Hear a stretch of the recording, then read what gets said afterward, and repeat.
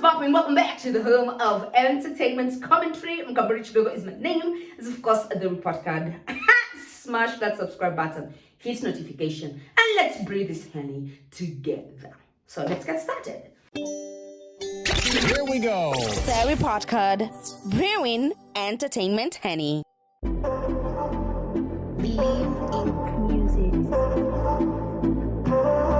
me tell you, the weekended. Like when they tell you it was a weekend that was packed with activity. There was, I don't know, Afro Fashion. Then there was Solfest. Then there was Zuchu. And then what else was happening? NSG, like, sure. And then there was, house parties. Like this weekend, because it was a long weekend, it was just happening in Kenya. So JoeBoy takes on stage. Actually, JoeBoy and NSG, and then like the guys who were in Naivasha, everybody like just, I think it was like different vibes all through. But when JoeBoy came, and actually you guys remember there was that quabble of Tutenda Solfest, I'm Tutenda NSG. So what was Solfest, they went, what was NSG, they went, and I think everybody had their fair amount of fun because NSG and they're a group, I think, based in the UK. When they went back, they were like, this was mad energy, like we had a good time, it was fun, Kenyans have vibes, like it was just nice, like energy all over. So now JoeBoy goes on stage, and actually like his performance was fire though. Like unless you really noticed what he was talking about, like unless you were really paying attention, which I just like, honestly, who even had time to notice? So except for JoeBoy. JoeBoy was like, you know what, Kenya was lit. I had a good time as per usual, because I think this is like his second time performing in Kenya. But the thing is, fam, the band was shit. And then not only that, the sound was shit. So not only that, there was that guitarist who was drunk. And he was like, F you, drunk guitarist. So he wrote that on his stories. And then you know what's funny? I think one of those, I don't know if it was now the real guitarist or someone who was just there like saying things for the sake of saying them. This guy jumps on Twitter and he's like, actually, first of all, hold up, check. I was the drunk guitarist and I did that on purpose because people like JoeBoy do not deserve a chance or a shot to come to this country and feel like they can run, the game, they can control us, they can tell us what to do, and it's our guap. Like this money needs, I think, to be circulating elsewhere and not like necessarily in his pocotos. So I don't know, I was just like, is this even a real thing? Like, honestly. And I sort of feel like, this is just my feeling at this point. I feel like it must have been something extremely pressing for JoeBoy to actually take to his stories, because you see, like if he had a really good time, he would have stated that.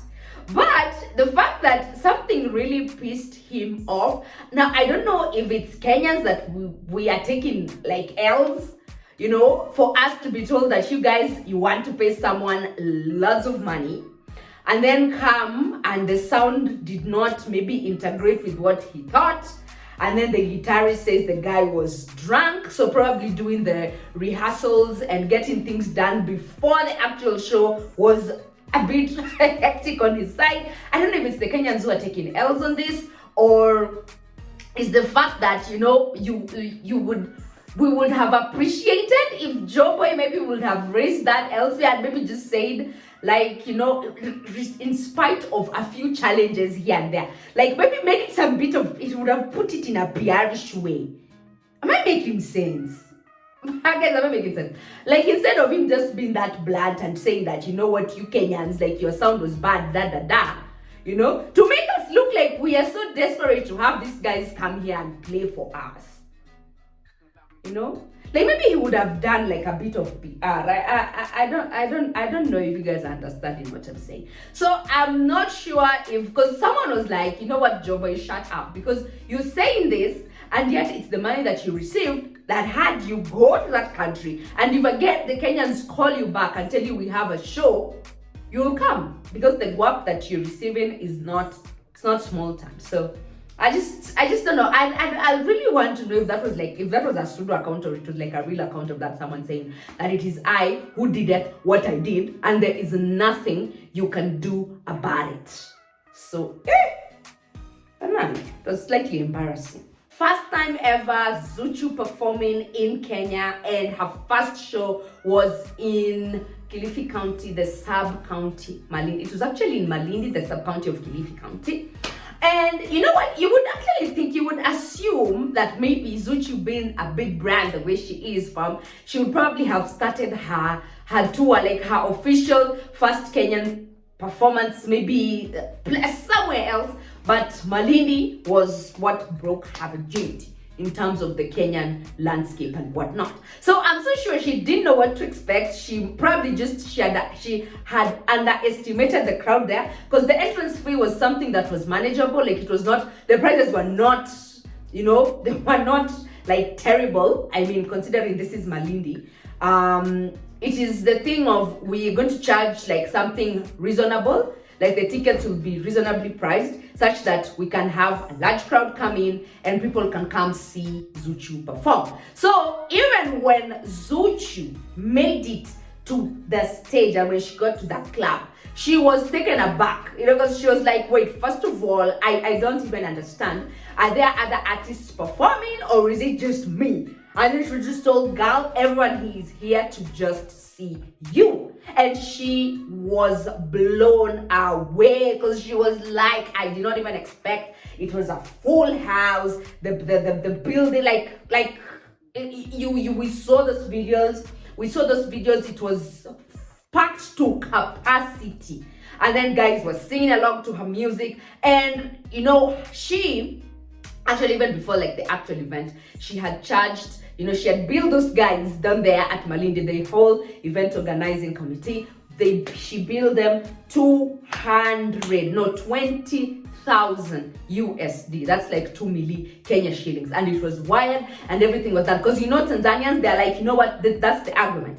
You bring me here, you have to pay me full amount before I get on stage, because we stay new in. I may just get on stage and then after the performance is done, you're gone. So make sure you bring me here. Make sure you do like literally everything for me. And then when I show up and I show out and everybody is happy.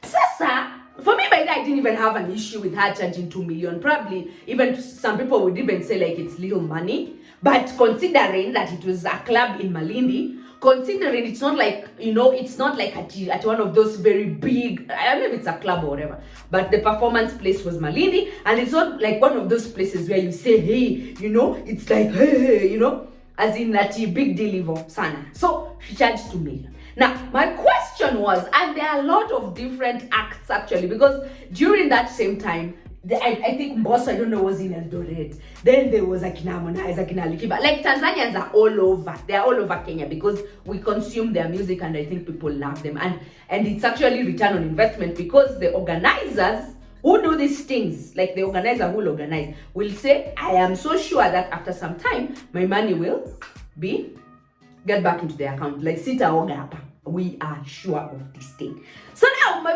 question to everybody was, okay, fine. So this whole thing is happening. Which artists can we comfortably take from Kenya and export to Tanzania, and maybe say that so and so is coming to do a performance, and this is the amount of money they need to be paid, and this is this is the amount, this is the crowd this person can pull comfortably without the help of nobody else. How many people actually, like in actual sense? That was just like the question that was ringing at the back of my mind, because I'm like, now look, Tanzanians are all over this place and there's nothing wrong with that. I don't have an issue with that. I'm just trying to say, like, who can we comfortably export and take there and have people sing along to those songs and have people, make it a full-blown house. Just bring the house down with your performances. That's like, I think, like a question that all of us need to ask. And so long as we don't even have like a clear and a defined answer, we're in trouble. That's just the truth. We are in trouble. Because that itashinda tu wabongo wamekuja, we are complaining that Kenyan nini. I would just want to know ni nani mtu tunaweza peleka na ajaze afanye full house, like ikuwe full, like a proper performance where everybody just cheers along and says that was a job well done.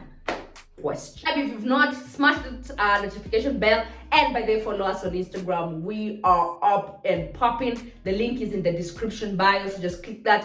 Go on Instagram, check Anasi, have fun with us, and I will see you again in the next brew. Thanks for watching. Bye.